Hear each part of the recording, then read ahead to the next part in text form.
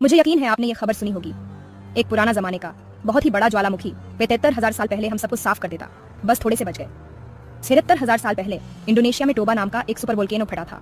ये इतना पावरफुल था कि इसने पूरी दुनिया को एकदम ठंडा कर दिया, जैसे सर्दी आ गई हो, लेकिन ज्वालामुखी की वजह से सोचो, काले काले बादल, सूरज दिखाई नहीं दे रहा और ठंड बहुत बढ़ गई। साइंटिस्ट कहते हैं कि इस धमाके ने हम इंसानों की गिनती बहुत कम कर दी थी, बस कुछ हजार लोग बचे थे। हम कैसे बच गए? ये तो किसी चमत्कार से कम नहीं। इससे हमें पता चला कि हम कितने स्ट्रांग हैं, कितनी भी मुश्किल आ जाए हम झुकते नहीं। अगर आपको ये कहानी पसंद आई हो तो हमारे चैनल को सब्सक्राइब कर लो और बेल आइकॉन दबा दो, ताकि आपको ऐसी और भी मजेदार कहानियां मिलती रहे। धन्यवाद।